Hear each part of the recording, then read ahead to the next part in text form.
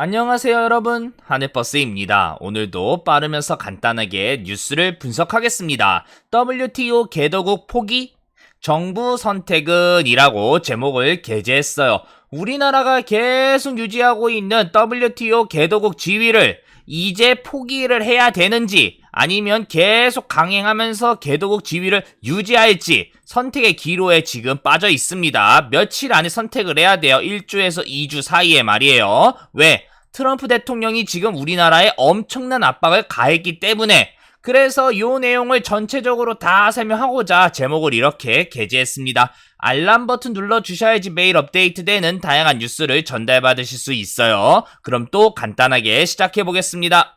미 트럼프 대통령은 정말 엄청난 대통령이다 라는 거를 우리가 언론을 통해서 확인하고 있죠. 역대 대통령과는 다르다라는 점을 계속 볼 수 있으니까 말이에요. 미 트럼프 대통령이 미국의 이익이다라는 그 명분을 계속 이용을 하면서 다른 나라들을 엄청나게 압박을 가했어요. 물론 여기에서 자신의 이익이 분명히 포함이 됐을 겁니다. 그렇기 때문에 이 명분을 이용해서 전 세계를 이리저리 미국의 입맛대로 휘젓고 있고 아이러니하게도 미국의 강대함을 이 장면을 통해서 우리가 또 확인할 수 있어요. 유럽연합, EU나 아니면 중국 이 정도의 엄청난 국력이 아닌 이상은 미국의 압박을 그대로 막기는 정말 어렵다라는 장면을 말이에요. 당연히 유럽연합, 중국 정도가 안 되는 나라들은 역시 어쩔 수 없이 미국이 원하는 이 패턴대로 흘러갈 수밖에 없다라는 것까지예요. 이런 상황에서 미국은 WTO에 강력한 압박을 가합니다. 미국 역대 대통령들이 하지 못했던 WTO 시스템 정비를 미국 주도하에서 하기 위해서 말이에요. 이게 전 세계 다 우리가 이게 나눠가면서 하겠습니다라는 그 시스템을 원하는 게 아니라 WTO가 다시 한번 미국 주도하에 딱 개편이 되고 이 시스템이 미국에 다시 이득이 되도록 말이에요. 왜 이럴 수밖에 없었냐? 미국이 과거에는 이 WTO를 이용해서 미국의 기업이 더 진출이 용이하도록 다른 나라들의 세계 무역 자유화를 계속 밀어붙였어요. 근데 그 시스템이 점점 이제 진화가 됐죠. 다른 나라들도 여기에서 이렇게 하면 미국의 압박을 좀 피하면서 이득을 볼 수 있겠구나라고 말이에요. 그러니 미국의 이익이 조금씩 줄어들면서 이제는 걷잡을 수 없이 흘러가니까 미국 입장에서는 WTO를 압박을 해서 어떻게 해서든지 과거 모습으로 돌아갈 수밖에 없게 해야겠다라고 생각을 한 거고 트럼프 대통령이 그거를 총대를 매게 된 거죠. 그러니 이제 미국이 어떻게 WTO를 압박을 가하는지 기사부터 읽어보고 이 압박이 왜 우리나라한테 연속적으로 오게 돼서 어떤 영향을 주는지 바로 또 이야기를 해보겠습니다. 트럼프 대통령은 우리는 그들이 WTO가 수년간 미국을 망쳤다라는 걸로 알고 있으며 다시는 그런 일이 일어나지 않을 것이라고 얘기를 하고 있어요. 필요하다면 WTO를 탈퇴하겠다라는 엄청난 엄포, 압박을 가합니다. WTO에서 미국이 나간다라는 뜻은 이게 허울뿐인 조직이 될 수밖에 없기 때문에 그런 거죠. 트럼프 대통령은 그동안 WTO 개혁을 주장하면서 기구 탈퇴를 여러 차례 거론을 해왔다. WTO가 미국을 부당하게 대우하기 때문에 WTO의 판단은 존중할 수 없는 것이다 라고 계속 주장을 하고 있어요. 그거에 대한 이유는 요 밑에 있습니다. 요게 뒷부분에서 바로 설명을 할 거예요. 그는 중국이 WTO 체제 하에서 부당한 이익을 얻고 있다라고 보고 있다. 자국 경제를 개방하지 않는 채 미국 기업의 기술을 도용하는 등 부당한 행위를 계속하고 있기 때문이다 라고 이렇게 주장에 대한 이야기를 붙여주고 있어요. 한마디로 WTO에서 미국은 계속 손해를 보고 있다. 반면에 중국은 엄청난 이득을 보고 있다라고 이야기를 하고 있는 거죠. 그러면 왜 이렇게 미국이 WTO 압박을 가했는지 중국 때문이다라는 거를 우리가 어느 정도 눈치를 챌 수 있는 거죠. WTO 그리고 중국이 왜 이득을 보는지는 WTO 설명을 조금 해야 됩니다. 미국은 기본적으로 WTO 개혁을 외치면서 WTO 질서를 개편해야 된다라고 주장을 하고 있어요. WTO가 국제기구인데 룰은 있어도 이게 강제화할 수 있는 룰이 너무나도 약하기 때문에 이 시스템의 빈틈을 누군가 이용을 하면서 WTO에 이득은 이득대로 다 보면서 의무는 하나도 안 하는 그런 얌체 나라들을 이제 규제를 해야 된다라고 하는 거예요. 바로 중국을 이야기를 하고 있는 겁니다. 중국은 지금 WTO에서 엄청난 이득을 보고 있는데 의무는 선진국에 걸맞는 행동을 하고 있지 않다라고 미국이 이야기를 하는 거예요. 미국이 예전에는 WTO에서 엄청난 이득을 봤는데 이제 이 이득이 조금씩 떨어지니까 와, 내가 이득은 조금씩 떨어지고 있는데 이거 완전 의무는 계속 묶여있네? 근데 옆 나라 중국이 나를 이제 서서히 위협을 해? 안 되지. WTO 개혁해야 된다. 라고 하는 거예요. WTO 이제 또 설명을 조금 해야 되는 게 가입하는 나라들이 나라 분류가 있어요. 개도국이다 라고 하면서 개발도상국을 이야기를 하는 거고 그리고 선진국 이렇게 딱 두 개로 나눠져 있는 운영 시스템입니다. 가입할 때 무조건 기준이 있는 건 아니에요. 그러니 우리나라 같은 경우도 선진국의 OECD에 어느 정도 가입을 하면서 뭐 하겠습니다 라고 했는데 농산물만큼은 우리가 선진국이 아니기 때문에 개도국으로 좀 해주세요 라고 자진해서 이렇게 가입 조건을 맞춰서 들어가요.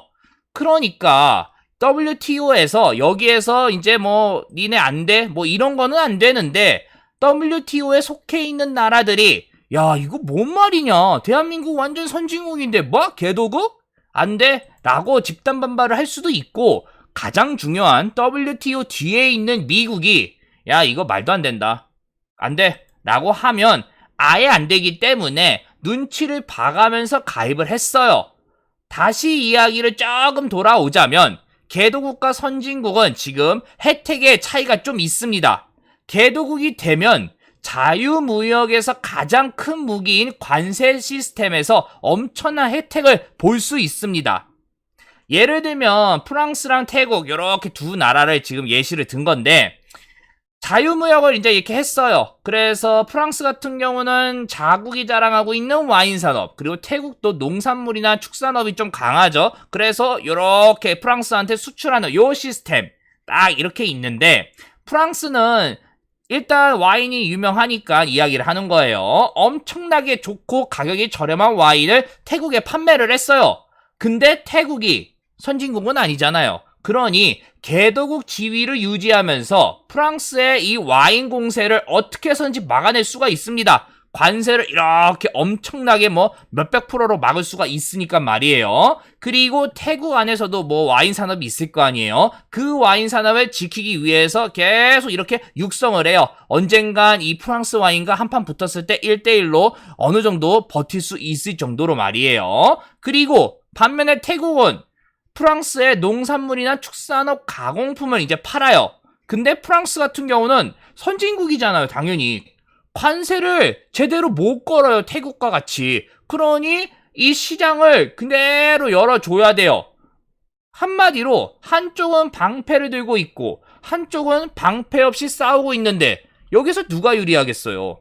이런 상황에서 예를 또 들어볼게요. 태국이 WTO의 이 엄청난 혜택의 바탕으로 경제력을 엄청나게 키웠어요. 한 뭐 20배로 키웠다고 예를 들게요. 그래서 이제 선진국의 국력을 갖게 됐습니다.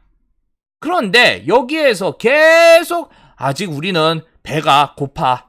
그래서 개도국 지위를 유지해야 돼. 라고 하면 어떻게 해요? WTO가 여기에서 야 니는 안 된다. 이거 말도 안 된다. 라고 얘기를 할 수는 있기는 있지만 엄청난 실질적인 제재를 가지 못한다라는 거예요. 야, 너 말도 안 들었으니까 너 탈퇴해. 라는 그런 방법이 안 된다라는 거예요. 그러니까 태국 입장에서는 계속 우리 아직 배가 고파 라고 하면서 WTO의 이 입장을 무시할 수 있다라는 거예요. 프랑스는 프랑스 나름대로 화가 날 수밖에 없는 이야기고요. 지금 이 부분을 미국이 지적을 하고 있다라는 거예요. 그리고 아까 말씀드린 대로 그 지적의 대표적인 나라가 바로 중국이죠. 중국이 WTO 혜택으로 국가 규모를 엄청나게 키워서 미국 다음 나라가 되었는데 아직도 WTO에서는 개도국이라고 하면서 엄청난 혜택을 뽑아내니까 야 미국이 나 이제 이거 못하겠다 인정 안 해? 라고 하는 거예요. 어쨌든 여기까지가 이제 간략한 설명이고, 오늘 이야기의 핵심은 중국이 WTO에서 어떤 상황에 몰렸냐라는 그 내용이 아니에요. 미국이 중국을 향해서 던진 WTO 개혁안에서 엉뚱하게도 우리나라가 얻어맞은 이 이야기를 해야 되기 때문에 그래요. 왜 우리나라가 그럼 엉뚱하게 맞았냐? 우리나라도 이 WTO의 엄청난 혜택을 그대로 보고 있었어요. 농산물 부분에서는 20년 가까이 개도국을 유지했기 때문에 그런 거예요. 근데 이제 그게 미국이 제시한 WTO 개도국 제외, 여기에서 완벽하게 걸리기 때문에 난감하게 되었다라는 거예요. 보시면 미국이 WTO에서 이제 기준이 지금 없어가지고 자꾸 난리가 나고 이게 형평성에 문제가 발생이 된다. 내가 딱 준비를 해놓을게. 이렇게 해서 WTO 개도국 제외 분류 기준을 만들어가지고 여기에 해당이 되면 선진국, 그게 아니면 개도국 딱 이렇게 나누자라고 한 거예요. 근데 우리나라가 다 해당이 되고 있죠. 반면에 이제 중국 같은 경우는 2개만 해당이 되고 있는 상황입니다. 그러니 중국 잡겠다라고 꺼낸 카드인데 엉뚱하게 우리나라가 지금 얻어맞게 생겼다라는 거예요. 요것도 기사를 읽어보겠습니다. 미 트럼프 대통령은 90일 내로 개발도상국 지위 규정을 개정하도록 세계무역기구의 최후 통첩을 하면서 국제사회의 파장이 예상된다라고 해요. 당연히 미국의 압박과 WTO의 압박은 차원이 다르기 때문에 그런 거죠. 미국의 가장 큰 목적은 최대 경쟁국인 중국을 압박하는 것이지만 한국도 개도국 지위를 주장하는 부자나라 중 하나로 언급되면서 당장 발등에 불이 떨어졌다라고 해요. 바로 요 내용이 이 얘기의 또 핵심 중에 하나가 되는 거죠. 한국은 지금까지 WTO에서 개도국 지위를 유지하면서 농업 분야에서 큰 혜택을 받아왔다. 최대 1조 4,900억 원까지 지급할 수 있는 쌀 변동직불금과 상대적으로 높은 관세 등 보호조치를 총가동해서 국내 농가의 낮은 경쟁력을 보존하고 외국 농산물의 수입을 막을 수 있었다. WTO 협정에 따르면 개도국이 우대받을 수 있는 조항은 선진국으로 수출할 때 관세 혜택을 받을 수 있는 일반 특혜관세제도 GSP라고 해요. 이걸 비롯해 총 150가지에 이른다라고 하면서 요 내용이 뒷받침이 되는 거죠. 한마디로 아까 말씀드린 대로 다 설명이 나왔죠. 이런 상황이니 정부가 이제 결단을 어떤 형식이든 내려야 합니다. 아까 말씀드린 대로 우리나라도 은근 국력이 있기 때문에 주변 국가에 비하면 약해 보이지만 세계에서 큰 틀에서 봤을 때는 우리도 엄연히 국력이 받쳐주는 나라이기 때문에 WTO 개도국 지위를 계속 밀어붙이면서 농산물에서 혜택을 뽑아내야 되는 그 시스템을 그대로 끌고 갈 수도 있었는데 이제는 아예 차원이 다른 미국이 압박을 가할 가능성이 높기 때문에 그런 거죠. 어떤 이야기가 나왔는지 그리고 또 이 이야기를 꺼내보고 여기에서 어떤 결말로 갈 가능성이 높은지 바로 이야기를 하겠습니다. 지금 국정감사 시즌이에요. 그렇기 때문에 정부의 목소리를 우리가 바로 캐치할 수 있어요. 국회에서 성윤모 산업통상자원부 장관이 국회의원의 질의에 이야기를 꺼냅니다. 어떤 이야기가 나왔는지 기사 읽어보겠습니다. 국회에서 WTO 개도국 지위 유지 여부와 관련해가지고 여당 의원의 질의에 관계부처 간 협의를 하고 있습니다 라고 일단 기본적인 대답을 했어요. 그리고 개도국 지위를 포기하는 것은 농업을 포기하는 것이 아니냐라는 이 여당의 지적에 직접적으로 관련이 있는 농업인 단체와 관계부처가 의견을 수렴해 소통을 하고 있습니다. 국제적 한국의 위치, 효과 등을 종합적으로 검토해서 결정을 하겠다라고 한 발 물러선 이 대답을 해요. 그러니 아직 고민을 하고 있겠구나라고 생각을 할 수도 있는데 우리는 바로 요 밑에 이 부분을 통해서 정부의 속마음을 딱 읽을 수가 있습니다. 개도국 특혜 유지 여부와 상관없이 WTO 허용 보조금 형태인 공익형 직불제로의 전환을 추진하고 우리 농업의 지속가능성 제고를 위한 경쟁력 강화, 국산 농산물 수요 확대 등 선제적 대책을 마련할 계획이다 라고 했어요. 한마디로 뭐예요? 이게 우리는 이제 어쩔 수 없이 개도국 지위를 포기해야 되기 때문에 왜 이렇게 돌려서 우리가 앞으로 이런 방식으로 가겠습니다 라는 거죠. 그러니 지금 이제 우리가 농산물 지키기 위해서 관세를 이렇게 만들어놨는데 이 관세가 이제 점점 내려갈 가능성이 높아요. 그러면 누가 반발이 엄청나게 일어나겠어요? 지금 여기에 연동돼 있는 우리나라 농민들이에요. 당연히 이 고관세 요게 있었기 때문에 우리나라 농산물이 어느 정도 이렇게 경쟁력이 있었던 건데 만약에 이게 없어지면 어떤 현상이 발생이 되겠어요? 물론 우리나라 농업도 경쟁력이 있는데 왜 경쟁력이 없냐? 라고 어떤 분들이 또 물어보실 가능성이 있어서 잠깐 대답을 하자면 경쟁력이 우리나라께 있었으면 이 관세 바로 없애도 됐었습니다. 왜 있었겠어요? 다 이유가 있겠죠. 그러니 여기에서 철폐가 돼서 개도국 지위를 스스로 내려놓는다. 농민들 입장에서는 엄청난 이제 악재가 될 수밖에 없기 때문에 이렇게 거리에 나올 수밖에 없는 거죠. 자신의 목소리를 내기 위해서 말이에요. 근데 제가 왜 개도국 지위를 거의 90% 이상으로 보고 있습니다. 저는 왜 스스로 내려놓을 수밖에 없다라고 생각을 하는 이유는 뭐냐면 우리나라 정부가 전체적인 틀에서 계산을 했을 때 농민분들의 희생이 더 싸다고 분명히 생각을 할 거기 때문에 그렇습니다.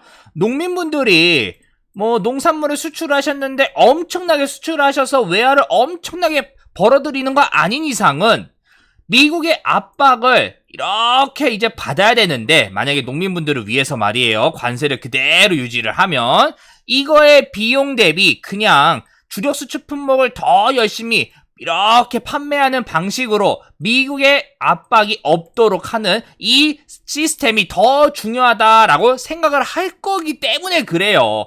다수를 위해서 소수가 희생할 수밖에 없다라고 정부가 지금 생각을 할 수밖에 없는 거예요. 물론 정부가 가만히 있으면 또 농민분들이 엄청나게 반발이 일어날 거다라는 걸 알고 있기 때문에 보조금 이런 형식으로 또 지원이 이제 나올 거예요, 아마. 그리고 농민분들도 어차피 정부가 우리를 생각하는 거 아닐 거다라고 생각을 하실 거기 때문에 우리가 그냥 몸값을 좀 더 올리기 위해서 정확하게는 지원금을 더 받아내기 위해서 목소리를 내야 한다라고 하면서 행동에 나설 수밖에 없다라는 거죠.